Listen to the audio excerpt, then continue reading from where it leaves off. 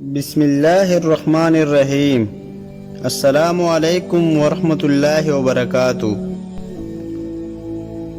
نبی کریم صلی اللہ علیہ وآلہ وسلم مدینے کے ایک بلند مقام پر چڑھے، پھر فرمایا، کیا تم لوگ بھی دیکھ رہے ہو جو میں دیکھ رہا ہوں کہ عنقریب تمہارے گھروں میں فتنے اسی طرح برس رہے ہوں گے جیسا بارش برستی ہے۔ رسول اللہ صلی اللہ علیہ وآلہ وسلم نے فرمایا، کیا میں تمہیں جہنمی لوگوں کے بارے میں نہ بتاؤں؟ ہر سخت مزاج، بد اخلاق اور تکبر کرنے والا جہنمی ہے۔ حضرت طلحہ سے روایت ہے کہ میں نے ابن عباس رضی اللہ عنہ تعالی عنہما کے پیچھے نمازی جنازہ پڑھی۔ اس میں آپ نے سورہ فاتحہ کی قرات فرمائی۔ فراغت کے بعد فرمایا کہ میں اس لیے پڑھی ہے تاکہ تمہیں اس کے سنت ہونے کا علم ہو جائے۔ رسول اللہ صلی اللہ علیہ وآلہ وسلم نے رمضان کا ذکر کیا تو فرمایا کہ جب تک چاند نہ دیکھو روزہ شروع نہ کرو، اسی طرح جب تک چاند نہ دیکھ لو روزہ موقوف نہ کرو، اور اگر بادل چھا جائے تو 30 دن پورے کر لو۔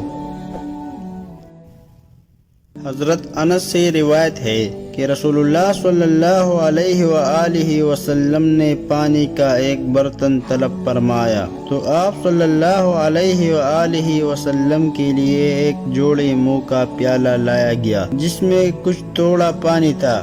آپ صلی اللہ علیہ وآلہ وسلم نے اپنی انگلیاں اس میں ڈال دی۔ انس کہتے ہیں کہ میں پانی کی طرف دیکھنے لگا، پانی آپ صلی اللہ علیہ وآلہ وسلم کی انگلیوں کے درمیان سے پھوٹ رہا تھا۔ انس رضی اللہ عنہ تعالی عنہ کہتے ہیں کہ اس ایک پیالہ پانی سے جن لوگوں نے وضو کیا وہ 70 سے 80 تک تھے۔ حضرت انس سے روایت ہے کہ رسول اللہ صلی اللہ علیہ وآلہ وسلم نے فرمایا، علامات قیامت میں سے یہ ہے کہ دینی علم اٹھ جائے گا اور جہل ہی جہل ظاہر ہو جائے گا، اور اعلانیہ شراب پی جائے گی اور زنا پھیل جائے گا۔ حضرت ابو ہریرہ رضی اللہ عنہ تعالی عنہما سے روایت ہے کہ نبی کریم صلی اللہ علیہ وآلہ وسلم نے فرمایا، بے شک دین آسان ہے، اور جو شخص دین میں سختی اختیار کرے گا تو دین اس پر غالب آ جائے گا اور اس کی سختی چل سکے گی۔ بس اس لیے اپنے عمل میں پختگی اختیار کرو اور جہاں تک ممکن ہو میانہ روی برتو اور خوش ہو جاؤ کہ اس طرز عمل سے تم کو دارین کی فوائد حاصل ہوگی، اور صبح، دوپہر اور شام اور کسی قدر رات میں عبادت سے مدد حاصل کرو۔